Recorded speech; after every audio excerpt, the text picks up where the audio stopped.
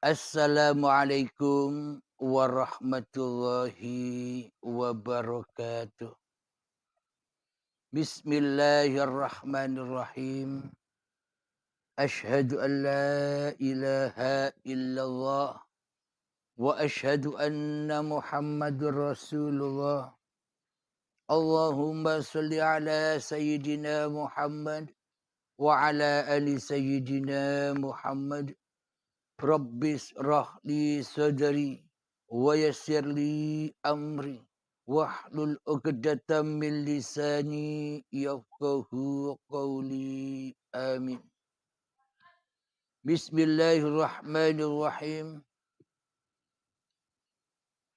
Salam hormatku, salam santunku, salam ta'zimku buat para sahabatku tercinta dimanapun kalian Anda berada.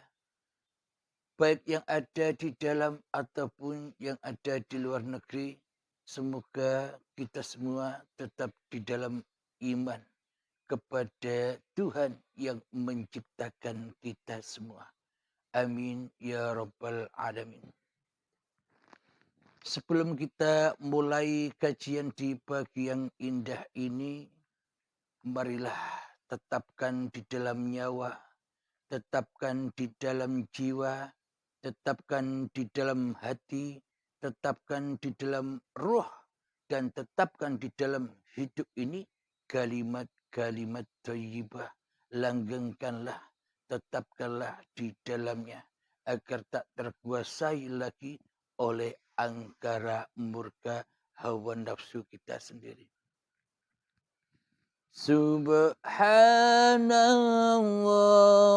walhamdulillah wa la ilaha illallah wallahu akbar wa la hawla wa la quwwata illa billahil aliyyil azim. Alhamdulillahi rabbil alamin. Sesi kali ini saat ini mungkin lagi viral sampai ada pertanyaan kepada saya dari sahabat kita.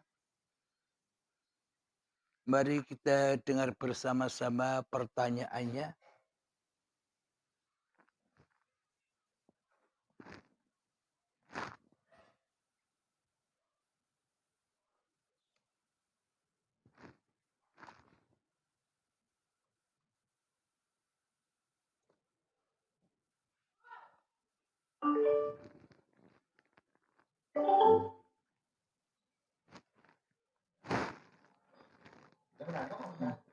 Assalamualaikum warahmatullahi wabarakatuh.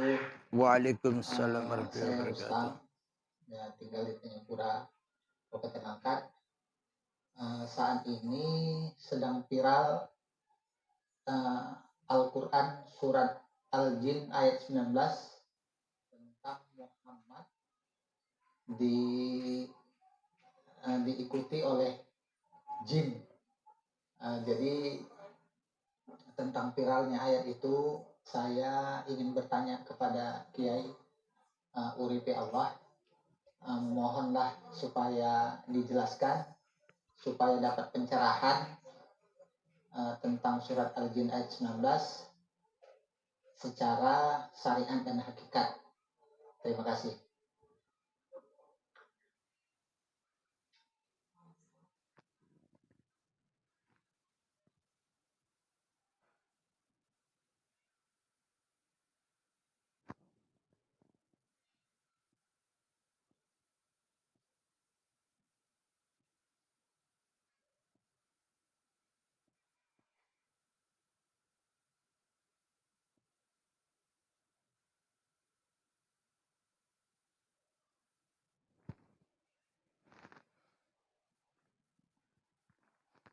Yang di Facebook ini ada pertanyaan dari saudara kita. Mari kita dengarkan bersama-sama.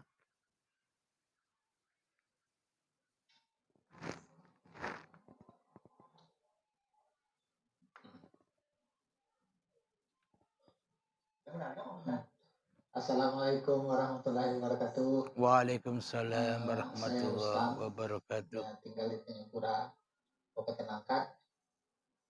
Saat ini sedang viral Al-Quran surat Al-Jin ayat 19 tentang Muhammad diikuti oleh jin. Jadi tentang viralnya ayat itu saya ingin bertanya kepada Kiai Uripi Allah. Mohonlah supaya dijelaskan supaya dapat pencerahan tentang surat Al-Jin ayat 19 secara syariat dan hakikat. Terima kasih. Ada kilasan videonya. Ini yang dipertanyakan. Karena Muhammad sendiri tidak masuk surga, tidak ada ayatnya Muhammad masuk surga. Karena Muhammad sendiri dikerumuni jin. Ada ayatnya Muhammad dikerumuni jin. Muhammad itu dekat dengan jin. Kita ulangi lagi. Karena Muhammad sendiri tidak masuk surga, tidak ada ayatnya Muhammad masuk surga. Karena Muhammad sendiri dikerumuni jin. Ada ayatnya Muhammad dikerumuni jin. Muhammad itu dekat dengan jin. Alhamdulillahirabbil alamin. Assalamualaikum warahmatullahi wabarakatuh. Saya Rustam, ya, tinggal di Tanjung Kabupaten Langkat. Saat ini sedang viral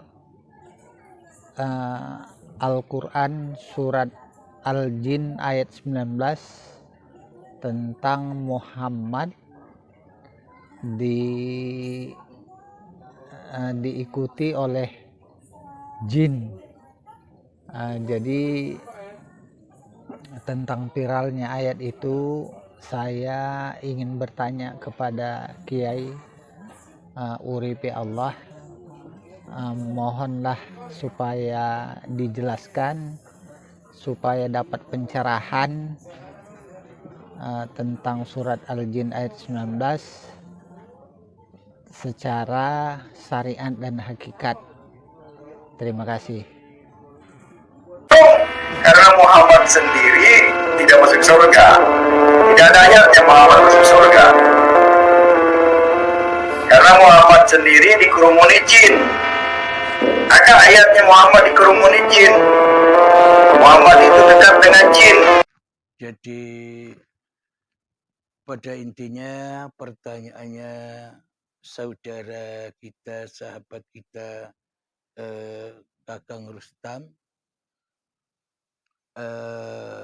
di surat Al-Jin ayat yang ke-19. Dengan viralnya video yang tadi diunggah, menyatakan di dalamnya bahwa Nabi Muhammad itu ahli neraka, bukan ahli surga katanya. Dan Nabi Muhammad dikerumuni jin. Mari kita buktikan di dalam surat Al-Jin itu sendiri. Biar tidak simpang siur, kita baca dan kita simak dan buktikan sendiri di dalamnya.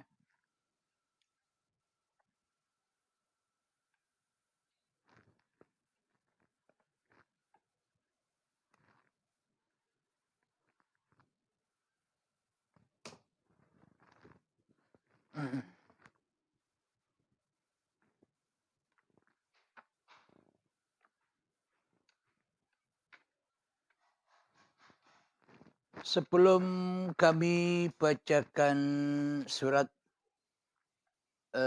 Al-Jin yang ke-19, maka kita baca dahulu ayat yang sebelumnya, yakni ayat yang ke-18.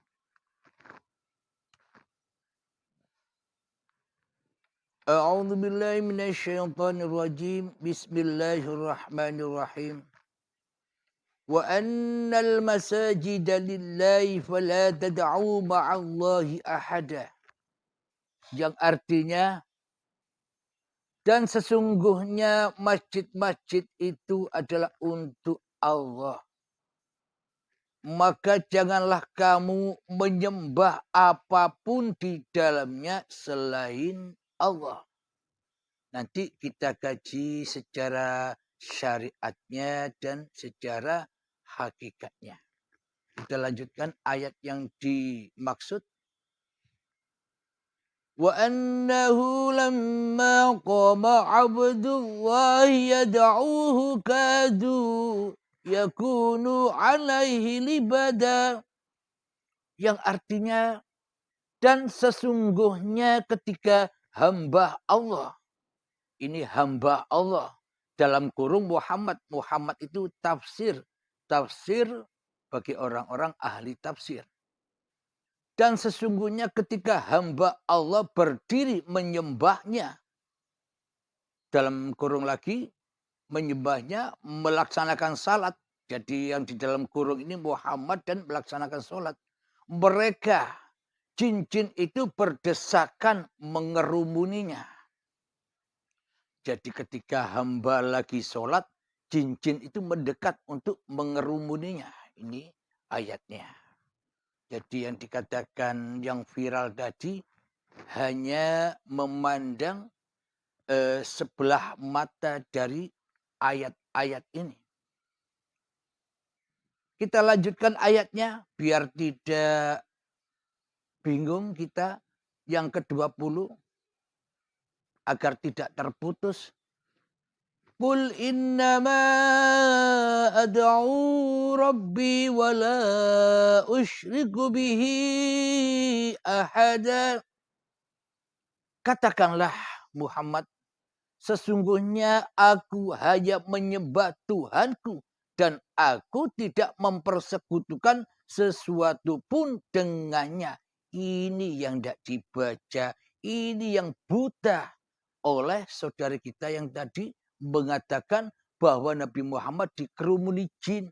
Jadi yang diungkap yang tidak baik, yang baik tidak diungkap. Terusan ayatnya tidak dibaca. Karena apa? Karena dalam hatinya sudah penuh dengan kebencian, di hatinya sudah penuh dengan kedengkian, di hatinya penuh dengan balas dendam, maka apapun nilai junjungan kita Nabi Muhammad SAW di matanya tetap jelek dan jelek. Meskipun ayatnya bagus, tapi yang diunggah, yang dipandang ya kejelekannya saja. Kenapa?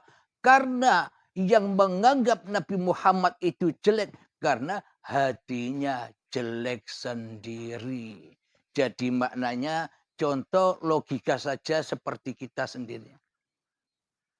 Ketika kita menyaksikan, melihat orang atau sahabat kita atau teman kita.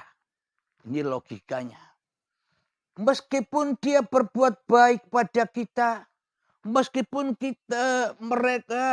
meskipun dia sopan santun pada kita, meskipun dia kasih sayang pada kita, bila hati kita tetap balas dendam, tidak suka, berprasangka buruk kepada teman kita yang mencintai kita, teman kita yang selalu membantu kita, teman kita yang selalu dekat dengan kita. Akan tetapi bila kita punya perasaan iri, dengki, dendam kepada teman kita, apapun yang teman kita lakukan, sebaik apapun di mata kita, ya tetap buruk. Itulah maknanya. Apapun nilai teman kita ini, meskipun kata orang lain teman kita ini bagus sekali akhlaknya, berhubung kita benci sama teman kita, ya baik apapun, sebaik apapun teman kita, kita tetap menganggap, kita menilai sisi buruknya saja daripada kebaikannya yang besar. Meskipun kebaikannya 99%,99, yang jeleknya 0,01%, tapi yang sedikit ini dibesar-besarkan oleh kita. Kenapa? Karena kita benci kepadanya. Tak terlihat sedikit pun kebaikannya. Melainkan hanya kejelekan-kejelekan saja. Itu ilustrasinya, itu hakikatnya. Karena hati sudah benci, maka takkan pernah terlihat kebaikannya. Namun bila hati kita bersih, sekotor apapun orangnya, seburuk apapun orangnya, bila hati yang menilai ini bersih, maka yang kotor tidak dianggapnya. Ia melihat titik celah di mana kebaikannya. Meskipun kebaikannya 0,01%, maka bagi orang yang baik itu dilihatlah kebaikannya itu daripada keburukannya. Itu orang-orang yang baik. Jadi memang bila ada rasa kebencian di dalam hati kita, maka takkan pernah melihat sedikit pun kebaikan pada orang yang kita benci. Itulah makna hakikatnya.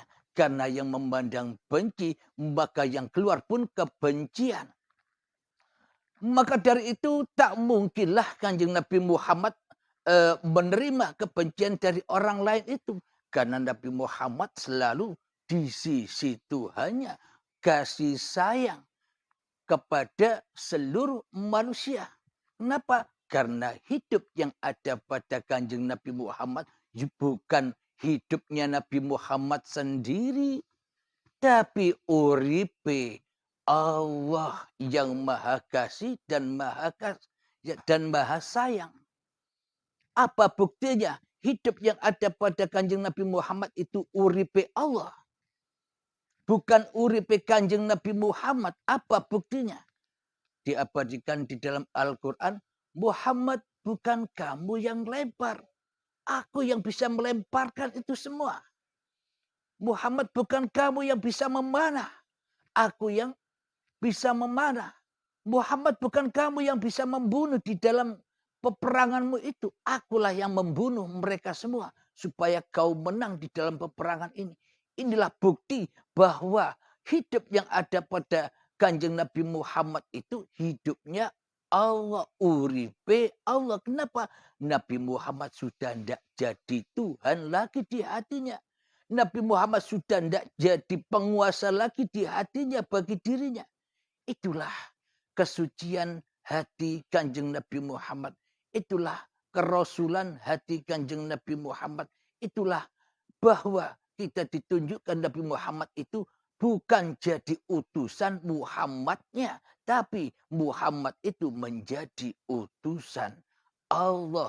Hidup yang menghidupi Muhammadnya. Urip yang menguripi Muhammadnya. Muhammadnya tidak disuruh oleh hawa nafsu Muhammadnya di dalam hatinya. Akan tetapi Kanjeng Nabi Muhammad sudah disuruh menjadi pesuruh uripe Allah. Karena itulah Kanjeng Nabi Muhammad disebut Rasulullah. Bukan Rasulnya awake dewe. Inilah kemuliaan Kanjeng Nabi Muhammad. Contoh, sebuah contoh suri tauladan untuk seluruh manusia. Bukan untuk orang Islam saja. Orang Islam pun belum tentu mencontoh iman yang dijalani oleh Kanjeng Nabi Muhammad. Maka dari itu, saudara-saudaraku semua, seluruh manusia contohlah manusia yang teragung ini. Karena Nabi Muhammad itu contoh suri tauladan untuk seluruh manusia. Apa yang dicontoh? Apa gerak-gerik raganya? Apa syariatnya? Tidak usah nyontoh itu. Yang dicontoh cuman hatinya. Hatinya selalu menjadi Rasulullah daripada menjadi Rasulnya awake dewe. Yang dicontoh hati Rasulullah adalah di hati Nabi Muhammad itu selalu menjadi utusan-utusan Allah, selalu diutus oleh Allah. Apapun tidak lakunya, apapun syariatnya, ketimbang diutus oleh awake dewe. Seperti kita selama ini. Dirasuli hawa nafsunya. Diutus oleh hawa nafsu kita sendiri. Disuruh oleh diri kita sendiri. Paksa diperjalankan kita sendiri yang merasa jadi Tuhan selama ini. Jadi imannya tidak sama dengan imannya Kanjeng Nabi Muhammad. Itu kok ngaku-ngaku jadi umatnya Nabi Muhammad. Mimpi kita ini ya. Alhamdulillahirrabbilalamin. Kembali kepada pertanyaan dari sahabat kita tadi. Di ayat yang ke-18. Wa annal masajida lillahi fala tad'u ma'allahi ahada. Dan sesungguhnya masjid-masjid itu adalah untuk Allah. Maka janganlah kamu menyembah apapun di dalamnya selain Allah. Kalau dimaknai syariat, kita pergi ke masjid untuk sholat 5 waktu. Nah, jadi ke dalam masjid jangan bawa gitar, jangan bawa mic untuk karaoke, jangan bawa dagangan di dalam masjid. Maknanya di dalam masjid itu jangan bawa makanan, jual makanan di dalamnya masjid. Karena masjid itu untuk masjid-masjid itu untuk menyembah Allah saja. Maka janganlah kamu sembah apapun di dalamnya. Jadi jangan adakan selain Allah di dalamnya. Maknanya apa ini secara hakikatnya? Kalau secara syariatnya seluruh manusia paham. Karena hanya melihat tulisan yang tersurat saja. Belum mencapai yang tersirat, yang terrahasia. Apa rahasianya? Kita ulang lagi biar kita ingat. Wa annal masajida lillahi fala tad'u ma'allahi ahada. Dan sesungguhnya masjid-masjid itu adalah untuk Allah. Maka janganlah kamu menyembah apapun di dalamnya selain Allah. Jadi hakikat masjid itu apa? Jadi kita kembali lagi ke cerita asal usul diri kita. Man arafa nafsahu. Barang siapa yang tahu mengenal diri manusianya. Faqad arafa rabbahu. Ia akan ketemu Tuhannya. Jadi kalau kita tidak kembali lagi ke asal usul jati diri kita siapa. Kita tidak akan pernah ketemu masjid. Masjid yang di luar itu kan masjid-masjidan. Masjid syariat. Akan tetapi selama ini kita sholat 5 waktu di dalamnya. Kita tidak nyembah Allah. Tapi nyembah diri kita sendiri. Nyembah hawa nafsu kita sendiri. Yang merasa bisa mentuhani. Menggerakkan, menguasai badan-badan ini untuk pergi ke masjid. Berarti masjid masuk masjid. Badan masuk masjid. Akan tetapi anehnya. Ketika sholat sudah berkumandang. Allahu Akbar. Takbiratul ikhram. Ketika masjidnya disuruh sholat. Jiwa kita, diri kita. Tidak mau sholat di dalamnya. Padahal di dalam masjid itu hanya untuk nyembah Allah. Malah kita nyembah dunia. Ketemu dunia. Jiwa kita, nyawa kita, roh kita, hati kita keluar dari masjid untuk menemui sang kekasih. Ditinggallah masjidnya sendirian. Hingga masjidnya jadi kuburan. Banyak hantu setannya.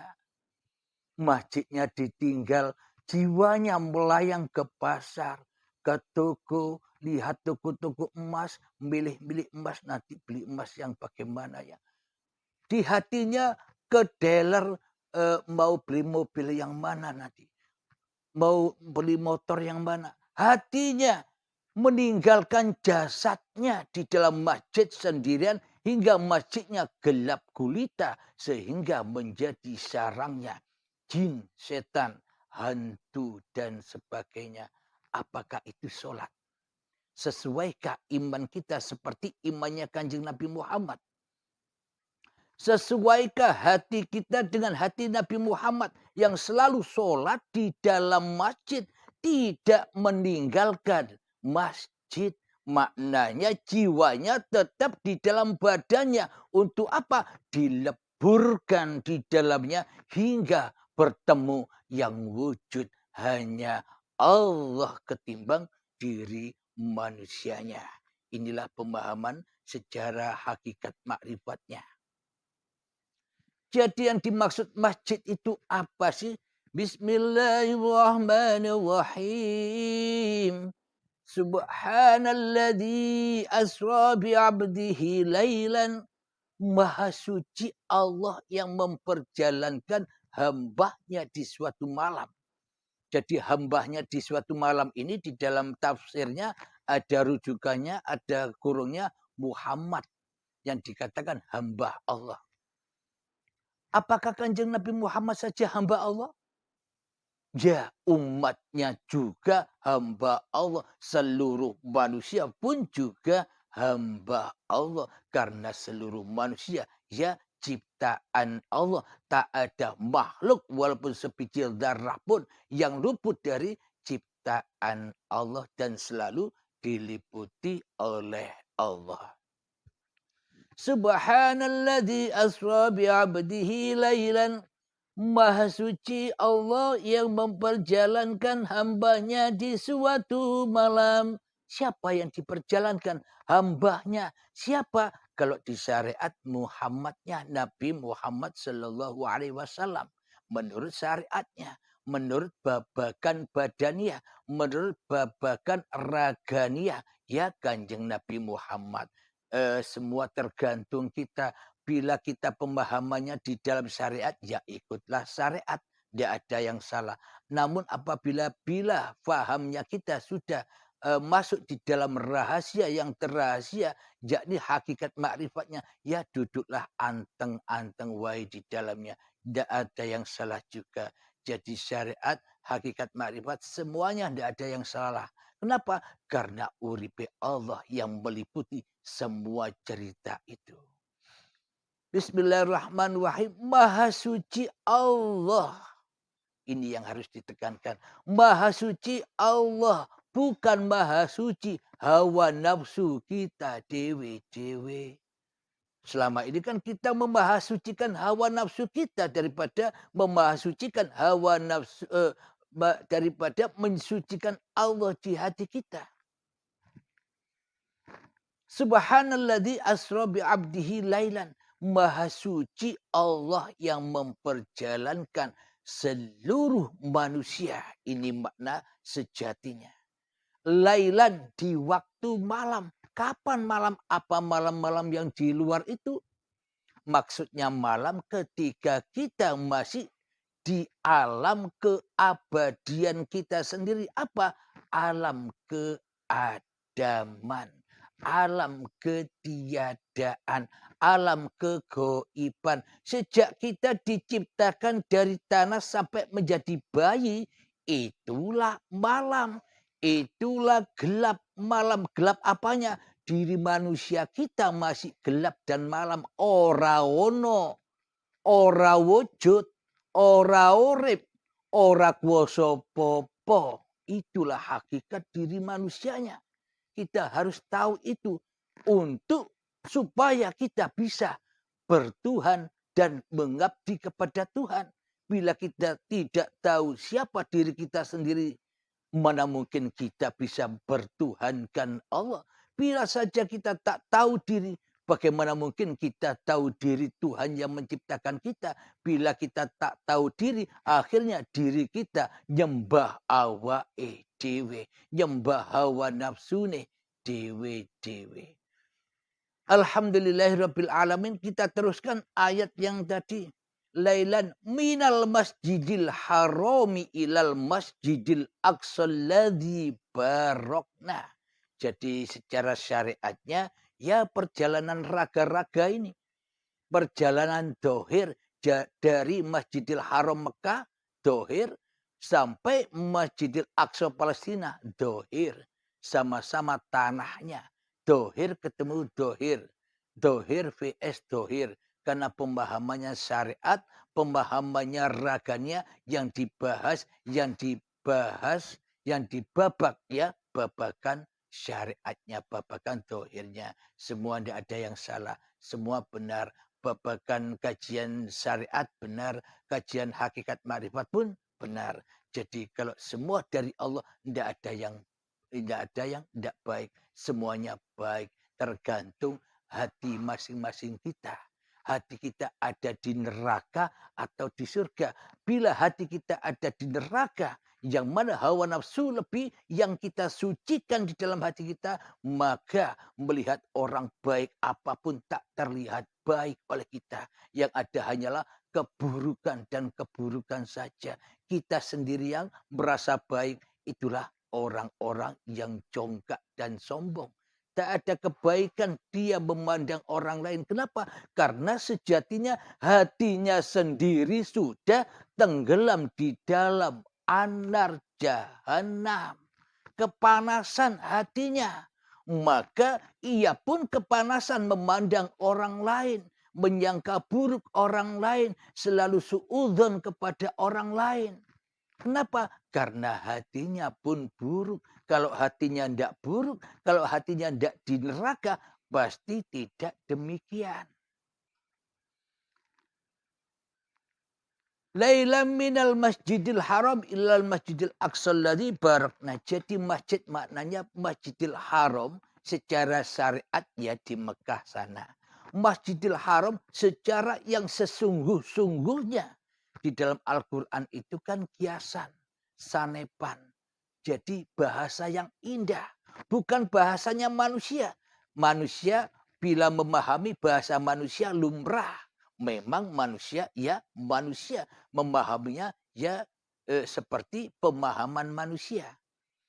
Namun perlu diketahui. Quran ini bukan buatan manusia. Jadi ada makna zahir, ada pula makna batinnya. Karena Al-Quran ini adalah mukjizat yang teragung dari Allah Subhanahu wa ta'ala. Jadi kalau Al-Quran ini buatan manusia, ya kajiannya babakan syariat-syariat saja. Babakannya bagian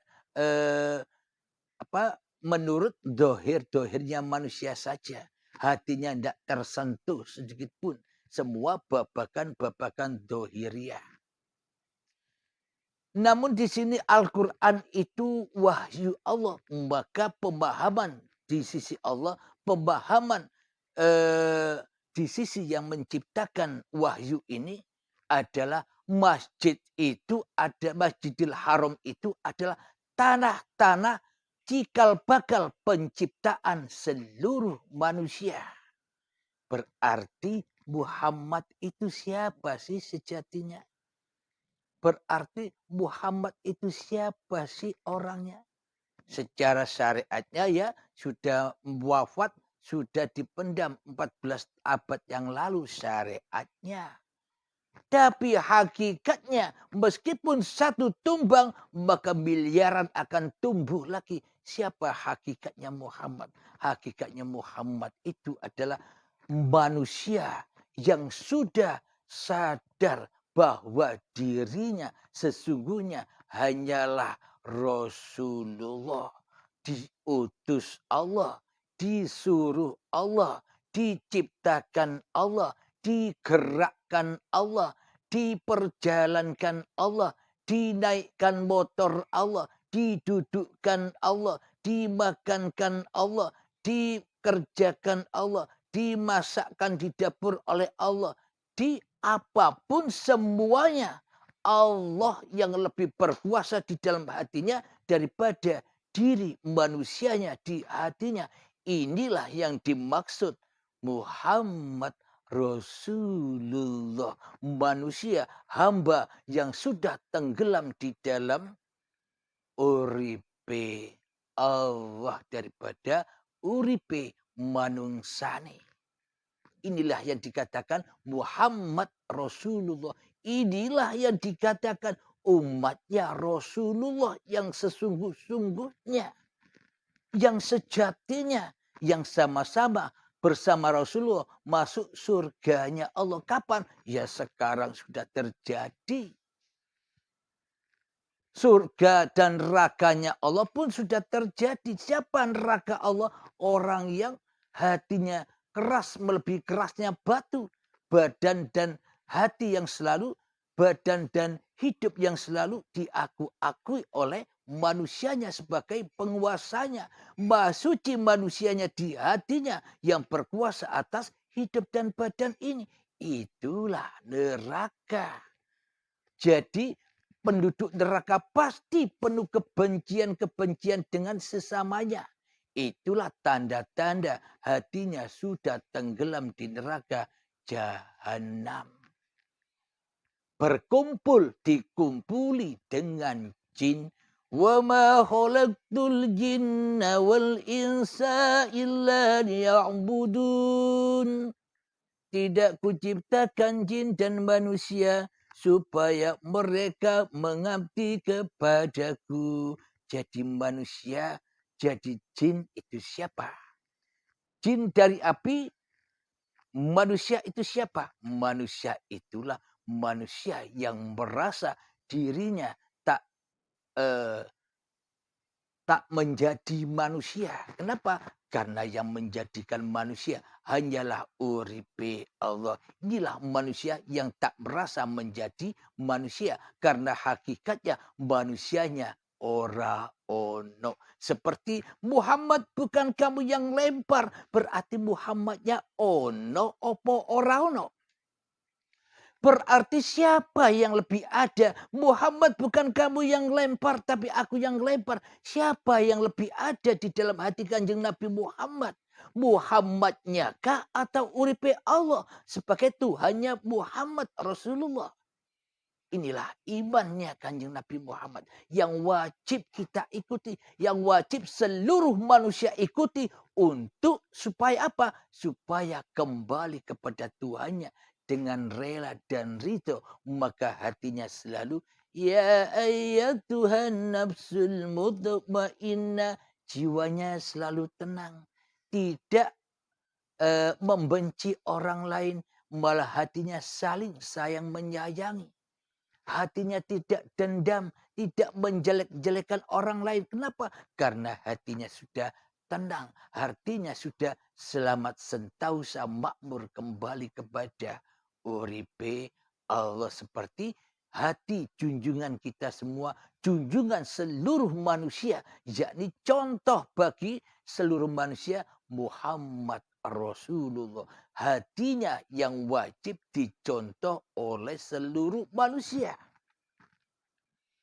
Alhamdulillahirabbil alamin.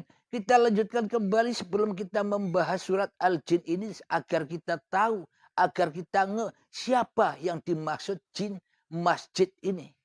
Masjid itu yang mana? Jadi Masjidil Haram ilal Masjidil Aqsa alladzi barakna, dari Masjidil Haram, tanah tempat kita berasal, dihidupi oleh hidupnya Allah, diuripi oleh uripnya Allah, digerakkan oleh gerakan Allah, diperjalankan oleh perjalanan Allah, melesat menjadi tumbuh-tumbuhan, menjadi buah-buahan, sayuran dan padi, menjadi dimakan kedua orang tua kita, menjadi sperma, menjadi gumpalan darah, menjadi gumpalan daging, menjadi janin dan menjadi bayi. Itulah Masjidil Aqsa alladzi barakna, bayi yang barokah, bayi yang sudah lama ditunggu-tunggu oleh ayah, ibu dan sanak saudaranya. Jadi sudah ditunggu-tunggu bayi ini 9 bulan lamanya. Inilah yang digambarkan Nabi Muhammad ketika sampai di dalam Masjidil Aqsa secara syariatnya ya. Maka sudah ditunggu-tunggu oleh para nabi dan rasul dan ditunggu oleh para malaikat untuk sholat berjamaah. Nabi Muhammad yang jadi imamnya. Ini secara dohir, secara syariatnya pun tak ada yang salah, sama-sama benarnya. Namun menurut sudut pandang hakikatnya, ketika bayi terlahir, ayah ibunya sudah menunggu lama.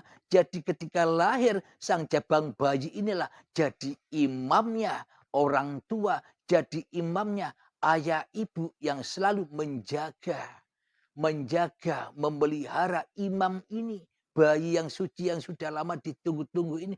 Maka berkumpullah mereka bertiga berjamaah. 3 in 1 berjamaah. Inilah dasar-dasar orang-orang yang bertuhankan 3 in 1 itu. Tidak mentuhankan urip, tidak mentuhankan siapa yang berada di dalam 3 in 1 ini. Ya ahadkan 3 in 1 ini. Jadi ahadkan kembali. Alhamdulillahirabbil alamin. Jadi sudah diketahui masjid itu apa? Ya tanah, ya badan kita ini loh masjidnya. Supaya apa? Kita diperjalankan, kita diciptakan, kita dilahirkan, kita dipergerakkan sampai datang ke dunia ini. Apa tujuan Allah? Tujuannya adalah haulahu linuriyahu min ayatina. Supaya kita bisa menyaksikan Allah. Itu saja. Kita dilahirkan ke dunia ini supaya kita mencari Allah dan menyaksikan ayat-ayat Allah. Apa ayat-ayat Allah? Yang ada di dalam diri kita dan yang ada di luar diri kita. Ini loh semuanya ayat-ayatnya. Uripe Allah. Itulah tujuan manusia diciptakan. Alhamdulillahirabbil alamin. Jadi yang dimaksud masjid adalah badan-badan kita. Selama ini kita sholat Allahu Akbar. Badane masjidnya sholat. Tapi jerone, tapi hati kita syirik maksiat terhadap Allah. Hati kita ingkar kepada Allah. Hati kita mensekutukan Allah dengan dunia yang kita hadapi di dalam hati kita. Allahu Akbar, nyembah mobil.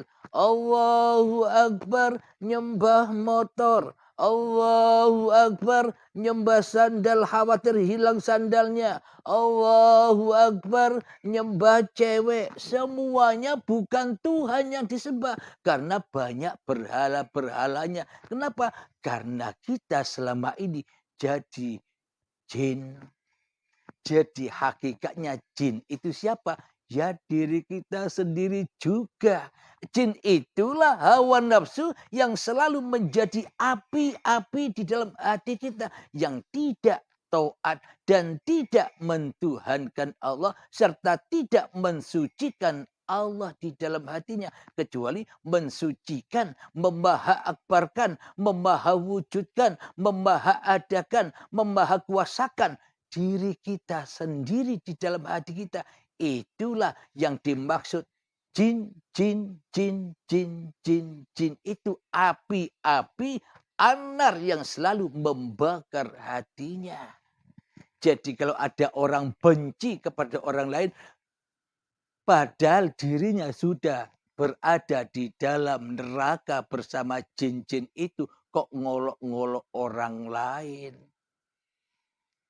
Dirinya sendiri jin, jin teriak jin.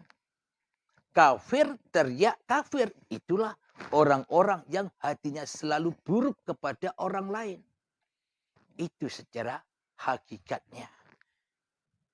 Kita lanjutkan ayatnya. Dan sesungguhnya masjid-masjid itu adalah untuk Allah. Maka janganlah kamu menyembah apapun di dalamnya selain Allah.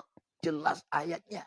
Jangan menyembah selain Allah. Bahkan dirimu jangan kau ingat di dalamnya. Apa sholat itu? Apa ibadah itu? Di setiap hari kita wajib menyaksikan siapa yang menciptakan diri kita daripada kita menyaksikan diri kita sendiri. Yuk kita sekarang belajar seperti biasa. 3 menit kita merasakan uripe Allah. Kita masuk ke dalam masjid kita. Kita hancurkan. Kita sujud di dalamnya. Hancur leburlah kepada keadamanmu. Ke asal kejadianmu.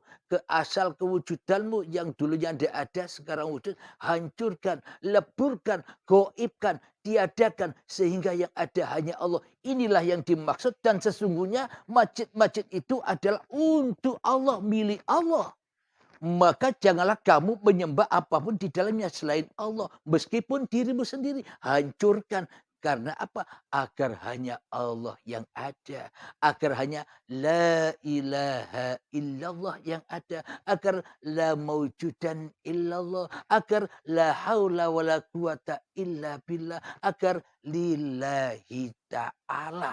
Inilah ajaran-ajaran yang dibawa oleh para nabi dan para rasul. Bahkan Kanjeng Nabi Muhammad, raja-rajanya manusia juga membawa iman yang seperti ini. Agar apa? Agar kita bisa pulang dengan husnul khotimah. Sebelum mati saja bisa husnul khotimah, apalagi menjelang kematian. Jadi raihlah husnul khotimah itu dulu. Jangan kau mimpi mengharap-harap besok aku ingin mati husnul khotimah. Tapi husnul khotimahnya tidak dicari. Mimpi itu namanya. Jelaslah ayat-ayat Allah ini. Mari kita berlatih 3 menit saja seperti biasa. Kita masuk ke dalam hati kita. Tenggelamkan hati kita di lautan merah. Tenggelamkan sampai mati. Sampai tidak ada diri kita. Maka bila kita sudah tidak ada, itulah Allah. Ketika kita sudah tidak ada. Namun bila kita masih ada, kita itu hanya angen-angen. Jadi masukkanlah sampai habis suci bersih. Itulah yang disebut sujud. Dibentuskan, ditempelkan kening kita kepada bumi, kepada tanah. Apa tujuannya? Supaya kau ingat dirimu itu tanah. Tanah yang tidak bisa apa-apa. Itu supaya hancur. Jangan jati Tuhan lagi di hatimu. Itu maknanya sholat. Sholat itu belajar mati. Bukan belajar hidup. Bila kita bangga dengan sholat kita. Ya kita akhirnya tidak nyembah Tuhan. Tapi nyembah iblis, jin, dan setan di hati kita. Panas terus hatinya. Alhamdulillahirrabbilalamin. Mari kita berlatih 3 menit seperti biasa. Bismillahirrahmanirrahim. Mulai masuklah ke dalam dirimu. Silakan sambil saya tunggu. Masuklah ke dalam diri Anda masing-masing. Hempaskan, singkirkan semua masalah-masalah. Singkirkan semua keraguan-raguan. Singkirkan semua kejelekan-kejelekan. Singkirkan racun-racun yang ada di dalam hati Anda. Singkirkan babakan dunia, pasrahkan semua, kembalikan semua hidup dan badan ini kepada Tuhan yang telah mengadakan dan telah mewujudkan Anda. Silakan 3 menit.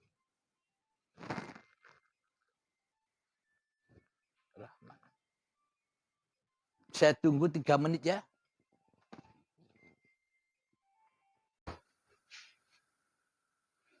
Alhamdulillahirrabbilalamin. Semoga apa yang kita latih di pagi ini bisa membangkitkan kesadaran kita, bisa membangkitkan iman kita kepada Allah Subhanahu wa Ta'ala. Amin ya rabbal alamin. Alhamdulillahirabbil alamin. Semoga apa yang kita latih di dalam 3 menit tadi akan mendapatkan barokah, mendapatkan kemudian di dalam ingat kepada uripe Allah. Jadi itulah modal untuk bertemu Allah. Apa modalnya?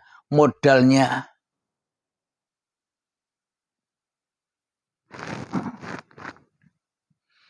modal untuk berjumpa Allah itu adalah yakni ketidakwujudan dirimu di hatimu. Modal bertemu dengan Allah itu adalah ketiadaan dirimu di hatimu. Modal untuk bertemu uripe Allah itu ketika dirimu kau hancurkan, kau matikan dirimu di hatimu. Sehingga tiadalah dirimu, yang ada hanya Allah. Jadi bukan Anda yang Allah, tapi Anda tak ada, yang ada hanya Allah. Jangan salah paham. Selama ini loh kita ngaku-ngaku jadi Allah, tidak terasa. Selama ini loh kita merasa akbar. Selama ini loh kita merasa suci. Jadi bila Anda sudah memahami ini, jangan malah jadi Allah. Anda tidak ada, kita tidak ada, yang ada hanya Allah. Bila kita tidak ada, yang ada hanya Allah, ya kan diam kita. Oh, tidak ada kok mau ngaku-ngaku jadi Allah. Yang tidak ada kok ngaku-ngaku berkuasa. Nah, alhamdulillahirabbil alamin. Mari kita teruskan ayatnya yang viral itu. Di dalam surat Al-Jin yang ke-19. Wa annahu lamma qama abdullahi yad'uhu kadu yakununa alaihi libada. Dan sesungguhnya ketika hamba Allah berdiri menyembahnya, melaksanakan sholat mereka, jin-jin itu berdesakan mengerumuninya. Ini yang diunggah oleh saudara kita yang hatinya bengis, yang hatinya benci, yang hatinya kotor, yang hatinya rusak, menilai orang lain. Karena hatinya rusak, hatinya kotor, hatinya bengis, hatinya gelap, maka ia buta kepada orang lain. Kepada dirinya saja buta, apalagi kepada orang lain. Bila kita tidak buta kepada diri kita sendiri, maka kepada orang lain pun juga kita tidak buta. Tapi bagi manusia kepada dirinya saja buta, apalagi kepada orang lain. Pasti orang lain dianggapnya di bawahnya mereka semua. Pasti orang lain dianggapnya rendah ketimbang dirinya. Itulah jin itu. Dirinya sendiri jadi jin tidak terasa. Kenapa? Karena saking sombongnya. Mari kita maknai secara syariatnya ayat ini. Dan sesungguhnya ketika hamba Allah dalam kurung Muhammad berdiri menyembahnya, melaksanakan sholat mereka dalam kurung, jin-jin itu berdesakan mengerumuninya. Jadi ayat ini yang dibuat untuk senjata oleh saudara kita Muhammad KC. Muhammad KC. Ayat inilah yang dibuat untuk senjata menjatuhkan martabat manusia termulia Kanjeng Nabi Muhammad Sallallahu Alaihi Wasallam. Karena apa? Karena dirinya jin yang tidak bisa menerobos Kanjeng Nabi Muhammad. Jin tidak bisa nggoda Nabi Muhammad. Jin tidak bisa menerobos hati Kanjeng Nabi Muhammad. Wong tidak tahu isinya hati Kanjeng Nabi Muhammad kok menilai-nilai. Kenapa nilai buruk, nilai mencela, nilai yang minor itu terjadi? Karena hatinya sendiri yang ternilai demikian. Maknanya orang yang menghina orang lain, orang yang merendahkan orang lain, orang yang menjatuhkan orang lain, sesungguhnya dirinya sendiri itu lambang dari dirinya sendiri. Tapi ditujukan kepada orang lain yang belum tentu orang itu seperti dirinya. Jadi orang yang jelek itu teriak-teriak jelek kepada orang lain. Padahal dirinya tidak terasa, tidak sadar sedang menunjukkan hakikat diri sejatinya sendiri yang jelek, yang hancur, yang rusak, yang salah. Itulah hakikatnya. Jadi bagi manusia yang baik pasti melihat semua keindahan dan kebaikan. Tapi bila hati manusia buruk, semua yang indah tak nampak indah di hatinya. Tapi yang ada hanya api yang memanaskan jiwanya. Itulah jin telah mengerumunimu sendiri. Jadi jin itu apa sih? Kalau secara syariatnya bahasanya ya angen-angen wae. Angen-angen tidak nyata kalau dibahas secara syariat. Kalau dibahas secara ragawi, tidak nyata, tidak jelas. Ora pas manggo Al-Quran. Karena masih angen-angen. Contoh begini. Jadi ketika kita sholat, Allahu Akbar, banyak jin-jin yang datang. Kan kita tidak kelihatan jinnya. Jadi nanti suatu saat, entah besok atau lusa kita buka cadar-cadar jin ini. Saya beri judul begini. Ketika di dunia manusia tak melihat jin, akan tetapi bila di akhirat jinnya yang tidak melihat manusia. Ini nanti judulnya, entah besok, entah nantilah kita bahas tentang jin ini. Alhamdulillahirabbil alamin. Jadi ilustrasinya kalau dibahas secara hakikatnya, secara yang sebenar-benarnya menurut Allah, menurut Al-Quran, bukan menurut hawa nafsu lo ya, bukan menurut manusia lo ya. Kalau menurut manusia mana jinnya yang mengerumuni? Tidak ada jinnya, tidak terlihat. Kenapa? Karena masih bahasa manusia, bahasa yang buta. Jadi kalau bahasa Allah, kalau menurut hakikat makrifatnya begini, coba Anda hayati dan resapi. Ketika kita sholat, Allahu Akbar, maka jin-jin itu datang mengerumuni kita, ngajak kita pergi, mau menculik jiwa kita agar tidak sholat, agar jiwa kita mau ikut dengan jin ke pasar, mau ikut dengan jin ke toko, mau mengikuti jin ke urusan-urusan bisnis yang mana menjauhkan hamba, menjauhkan kita dari menghadap Allah. Kenapa? Karena yang kita temani, karena yang kita sahabati, yang kita kumpuli, jin-jin yang ada di dalam neraka selama ini. Kita duduk sebagai penghuni neraka, tapi kita ora sadar. Contohnya ketika sholat apapun tidak bisa ketemu Allah. Kenapa? Karena tidak nyembah Allah. Karena tidak jadi hamba Allah. Tapi jadi hambanya jin, hambanya setan yang dari api. Hati kita selalu panas dan panas dengan babakan urusan dunia. Daripada urusan Tuhannya. Jadi yang dimaksud ayat yang ke-19 yang lagi viral selama ini. Orang-orang yang tidak tahu Islam, orang-orang yang tidak tahu Al-Quran sok tahu. Kenapa? Karena sok tahu, maka ia terbelenggu di dalam jinnya, di dalam api-apinya. Hingga terungkap itu semua kepanasan di dalam jiwanya hingga menghina Kanjeng Nabi Muhammad Sallallahu Alaihi Wasallam. Karena hakikatnya yang dihina bukan Nabi Muhammad, yang dihina bukan Allah. Pada hakikatnya ia telah menghina dirinya sendiri. Maka diketahuilah kejelekannya sendiri. Itulah hakikat orang yang hatinya buruk kepada orang lain. Alhamdulillahirabbil alamin. Jadi maknanya kita selama ini selalu dikerumuni dan dikerumuni oleh jin-jin. Jadi kita selama ini selalu berkumpul dengan urusan-urusan kepentingan-kepentingan dunia panas. Itulah yang dimaksud dikerumuni jin. Masjidnya badannya tidak untuk menyembah Allah di dalamnya, tapi menyembah jin.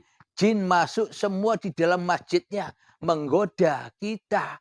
Jinnya menggoda kita supaya kita keluar dari masjid. Ayo bro, keluar kita bisnis. Ayo bro, kita persaingan bisnis agar kau bisa kaya daripada orang itu.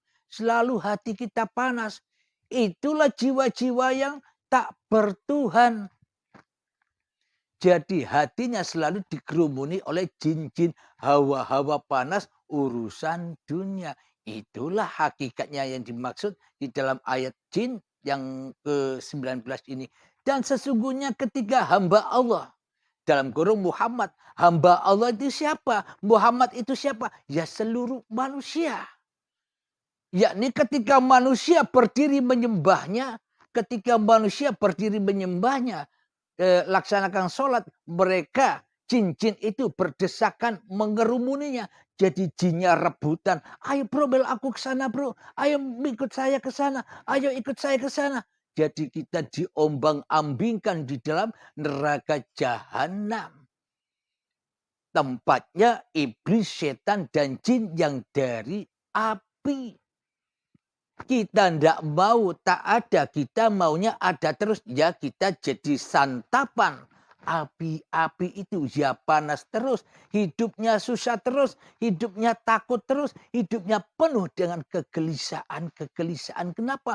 Karena kepanasan di dalam neraka jahanam. Kepanasan di dalam siksa kuburannya sendiri. Maka perlu ditalkin, maka perlu dibaiat supaya selama ditunjukkan jalannya kepada Allah agar bisa dilepas. Itu loh, biperper.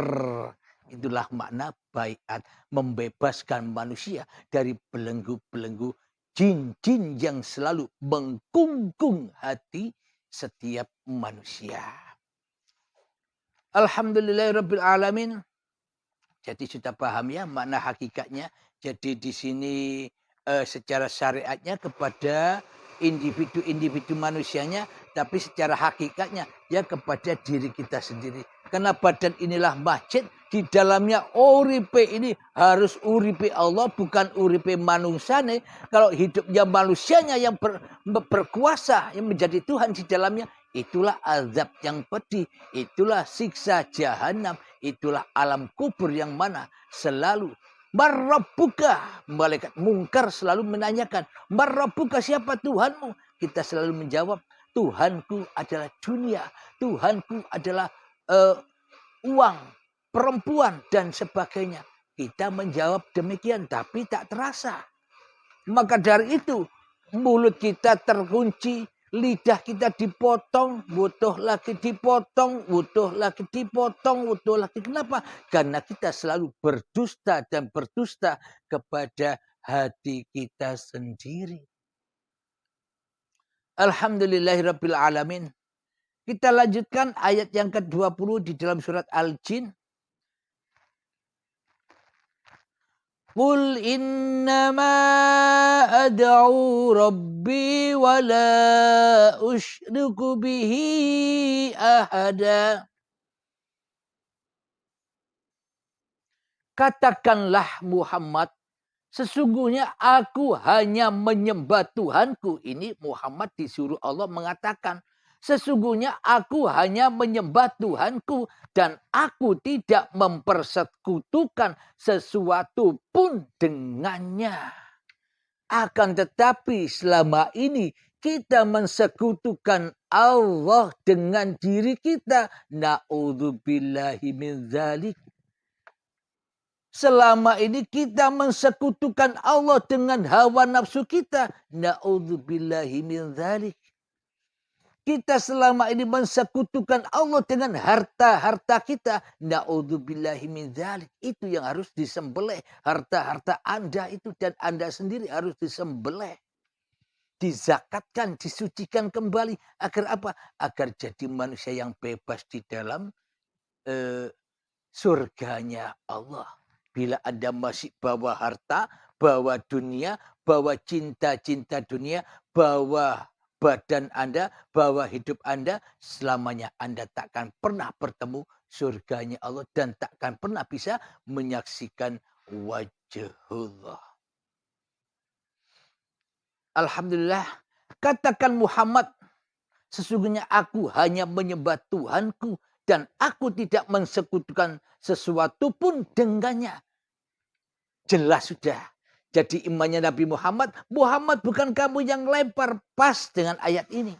Kenapa? Karena Allah yang berkuasa, bukan Muhammadnya. Muhammad bukan kamu yang memanah itu, pas dengan ayat ini. Kenapa? Karena hanya Allah yang berperan, bukan Muhammadnya yang berperan. Karena di hati kanjeng Nabi Muhammad, Muhammadnya wis raono, Muhammadnya wis hancur, Muhammadnya wis adam, Muhammadnya wis goib, Muhammadnya wis raono. Yang ada hanya Allah. Inilah imannya para nabi dan para rasul. Ikut siapa kita? Iman kita ikut imannya para nabi dan rasul, atau kita ikut imannya jin, setan, dan iblis? Terserah kita sendiri-sendiri.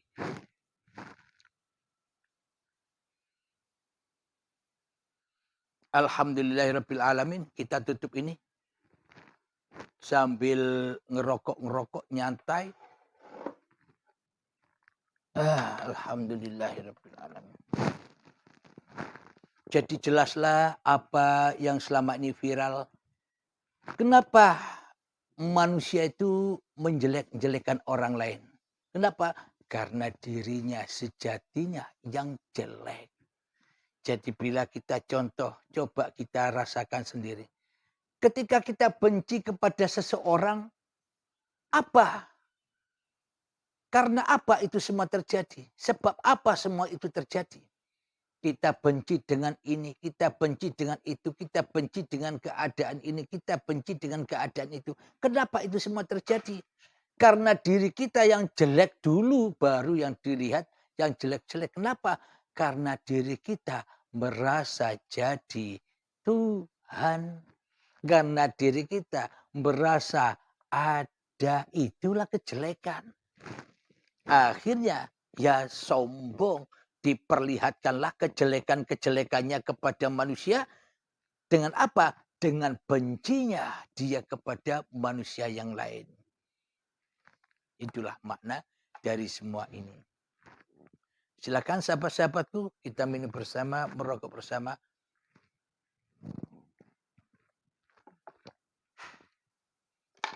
Alhamdulillahirabbil alamin. Kita tutup dulu pengajian ini. Untuk yang di YouTube kita selesaikan dulu. Nanti kita tanya jawab di siaran langsung ya di Facebook. Jadi yang di YouTube ditutup dulu agar bisa diunggah nanti. Alhamdulillah, semoga saya khususnya dan semoga kita semua senantiasa diberi pemahaman dan pemahaman oleh Allah Subhanahu wa taala di hati kita. Amin ya rabbal alamin. Sebelum kita akhiri, marilah kita bacakan sholawat agar hati kita terhindar dari kezaliman hati.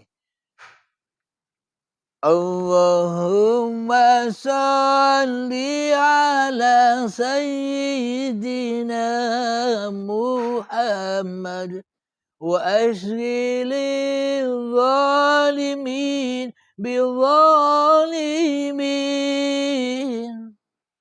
Allahumma salli ala sayyidina Muhammad wa ashghilil zalimin bizzalimin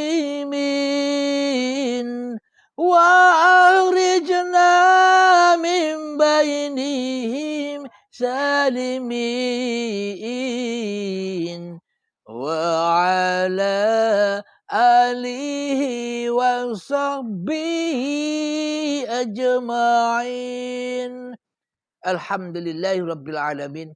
Allahumma ya qadiyal hajat. Allahumma ya mujibad da'awat. Allahumma ya rafi'ad darajat. Allahumma ya muhillal muskilat. Allahumma ya syafi'al amrad. Allahumma ya kafiyal muhimmat. Allahumma ya dafi'al baliyat. Allahumma khtim lana bil iman. Allahumma khtim lana bil islam. Rabbana atina fid dunya hasanah wa fil akhirati hasanah wa qina adzabannar. Sallallahu alaihi sayyidina Muhammad wa ala alihi washabihi wasallam. Walhamdulillahirabbil alamin. Akhir kalam. Assalamualaikum warahmatullahi wabarakatuh.